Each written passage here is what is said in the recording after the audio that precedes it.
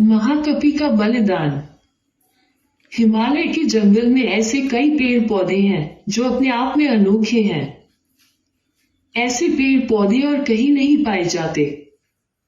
इन पर लगने वाले फल और फूल सबसे अलग होते हैं। इन पर लगने वाले फल इतने मीठे और खुशबूदार होते हैं कि कोई भी इन्हें खाए बिना रह नहीं सकता।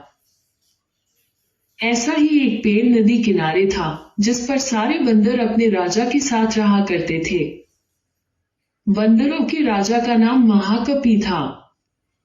महाकपि बहुत ही समझदार और ज्ञानवान था। महाकपि का आदेश था कि उस पेड़ पर कभी कोई फल न छोड़ा जाए। जैसे ही फल पकने को होता, वैसे ही वानर उसे खा लेते थे। महाकपि का मानना था कि अगर कोई पका फल टूटकर नदी के रास्ते किसी मनुष्य तक पहुंचा, तो ये उनके लिए बहुत हानिकारक हो सकता है। सभी वानर महाकपि की इस बात से सहमत थे और उनकी आज्ञा का पालन करते थे। लेकिन एक दिन एक पका फल नदी में जा गिरा, जो पत्तियों के बीच छुपा हुआ था। वो फल नदी में बहकर एक जगह पहुंच गया, जहां एक राजा अपनी रानियों के साथ घूम रहा था। फल की खुशबू इतनी अच्छी थी कि आनंदित होकर रानियों ने अपनी आंखें बंद कर ली। राजा भी इस खुशबू पर मोहित हो गया। राजा ने अपने आसपास निहारा तो उसे नदी में बहता हुआ फल दिखाई दिया। राजा ने उसे उठाकर अपने सिपाहियों को दिया और कहा कि कोई इसे खाकर देखे कि यह फल कैसा है। एक सिपाही ने उस फल को खाया और कहा कि यह तो बहुत मीठा है।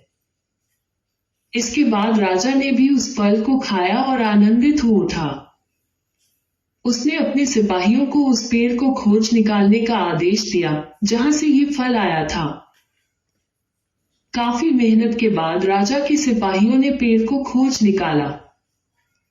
उन्हें नदी किनारे वो सुंदर पेड़ नजर आ गया। उस पर बहुत सारे वानर बैठे हुए थे। सिपाहियों को ये बात पसंद नहीं आई और उन्होंने वानरों को एक एक करके मारना शुरू कर दिया। वानरों को घायल देखकर महाकपि ने समझदारी से काम लिया।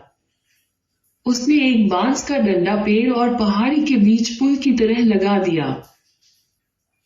महाकपि ने सभी वानरों को उस पेड़ को छोड़कर पहाड़ी की दूसरी तरफ जाने का आदेश दिया।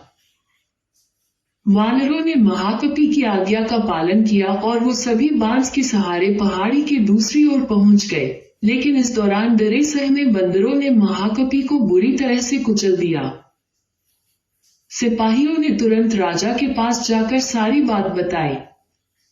राजा महाकपि की वीरता से बहुत प्रसन्न हुए और सिपाहियों को आदेश दिया कि महाकपि को तुरंत महल लेकर आए और उसका इलाज करवाएं। सिपाहियों ने ऐसा ही किया, लेकिन जब महाकपि को महल लाया गया, तब तक वो मर चुका था। कहानी से सीख। वीरता और समझदारी हमें इतिहास के पन्नों में जगह देती है।